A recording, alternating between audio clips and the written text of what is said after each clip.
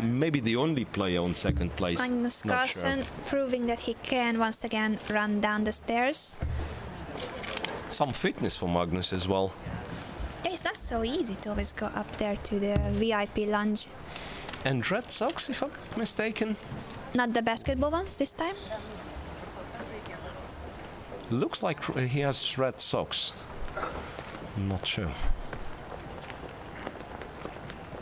Okay, so Magnus Carlsen gets to the board and the round will be starting.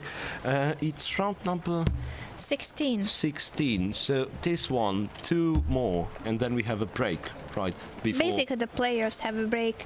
players have a break. I mean, we as let's say We will the interview, tournament, I we'll think. talk. That's a great thing to do.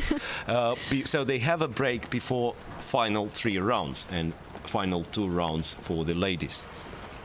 It's time to start the round. So okay, I believe we once again. No, I thought there will be one more And time that's an it. It has announcement. begun with the Sicilian. Let's Sicilian see and the board Rossalimo as well. variation with bishop b5, e6 was played by Vassily Ivanchuk. g7, g6 is sort of a trend nowadays, but Ivanchuk goes for e6 and knight e7. Which sort of surprised Magnus Carlsen immediately. He starts to spend time. d4, knight d4. Well, look And how b6. fast Ivanchuk is playing. And b6 is something I can't recall seeing in this position. I mean, even though the move is perfectly healthy. b6, bishop to b7, and But you're what not can the be only one wrong, who no? is puzzled. Look at Magnus already using Magnus half is a sort of- minute. Yeah, because indeed, I mean, first of all, it doesn't look like a very good move to play. I mean, it's not, but on the other hand, it perfectly makes sense. So Magnus took on c6 and played knight c3. Bishop b7, I assume. Vassily, why didn't you? Why did you play b6? To play bishop b7. So play it. Or maybe he wants to develop the other bishop first, like bishop e7, in order to be in time to castle. Queen c7, which is somewhat puzzling to me, because perhaps to prevent bishop f4, but I don't know if it's such a bright idea. Queen g4 played, and Vassily goes for h5, chasing the queen away. Obviously, queen g4 was played with the idea to go bishop f4. Queen g5, an original position for the queen in this. It's a very Yeah, but- original position already. It's Yeah, but usually you have black queen on d8, and queen g5 is never an idea. Knight e5 this time. So what's after bishop f4 would be my question. Bishop f4. This is the move Magnus plays. Look what happens. f6 and queen g6 check. what a position! Queen g6 Yeah, so you can exchange check. queens you by can taking take on it. g6, but Magnus is usually fine with all those endings. But it's Vassily taken, takes nevertheless. bishop Because c7, what else could you a6. do? Move the king was really. Yeah, a6, chasing the bishop away, but now your b6 pawn is hanging. If you go b5, he goes b5, then a4 is always in the air. Look, I'm thinking of an interesting idea. Yes, a4 before and knight b5. Will he play knight b5? Not really. No, knight b1. Of course, it's very easy to sacrifice pieces when you're not playing the game. But just talking, knight b5 though was an interesting idea because black knight was far away. Okay, forget it. Rook a7, bishop a5. So bishop has no moves at all, but will be. Well, it pressurizes the b4 pawn. Knight e5 now. Knight will go to c6 later on. Knight b3, bishop back to e7. There is nothing wrong with it. I kind of like Ivanchuk. There is something wrong with it. Bishop b6 and a5. But I still sort of like Ivanchuk's position. Maybe not for Bishop e2 was played to keep the bishop e2. Yeah, so he decided to keep the bishop.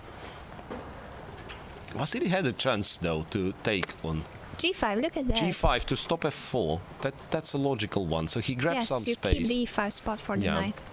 As long as knight is on e5, black can't be too bad.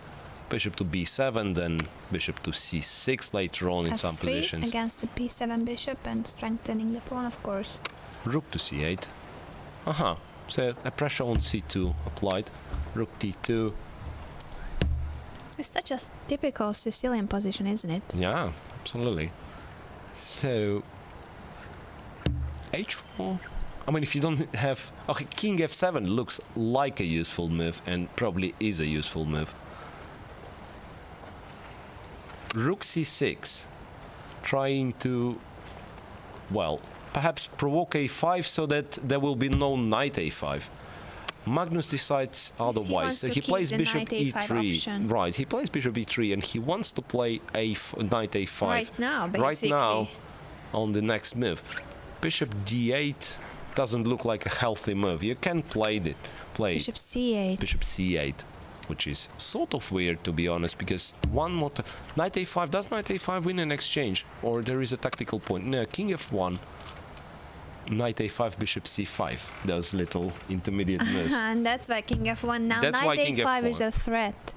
So, yeah, somehow when you see the move of Magnus Carlsen, king f1, you understand there was something with knight a5, something connected with the check to this king, and then you realize The it's question is, bishop will c5. Chucky see it? Bishop, Yes, he bishop sees d8, it, of yes. course, bishop No, d8. Of course he was prepared. I mean, that's why the bishop c8 was kind of a little, you know, little Just trap. a move in his Yeah, little whole trap. strategy. Okay, a5. Now bishop can... now bishop cannot go back to b7 because knight c5. So first bishop e7, controlling c5. And after knight d4, where to go with the... No, bishop b6 and knight d4. Bishop b6, though, black has bishop b7 and... now knight c4. Somehow attacking the rook. That's the thing. Knight d4. I still like Ivanchuk's position, to be honest. Now a6 is no longer hanging. I mean, basically he's with two bishops, and I don't see why white has to be happy about it. If he could quickly place his king on f7, bishop on b7, bishop play b7. d5, then he would be Right. very much fine. I mean, he might be better already. King f7, then put the rook on c8 as well. Yes, because there might be an ugly move, but a serious threat e6, e5. Yeah. B3, so the b3, rook so goes he has back to move back. Magnus doubles rooks. King f7. And you were right, so his next move will probably be d7, d5. And then he's just fine. Better, apparently.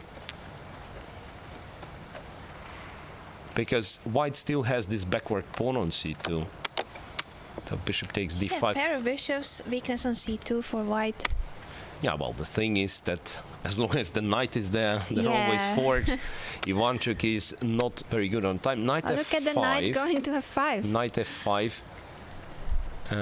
Well, black has to keep this bishop on d5. I mean, that's the key piece in this position. h3, nice intermediate. If you take, black will take on f3. So this way, white's pawn structure is destroyed.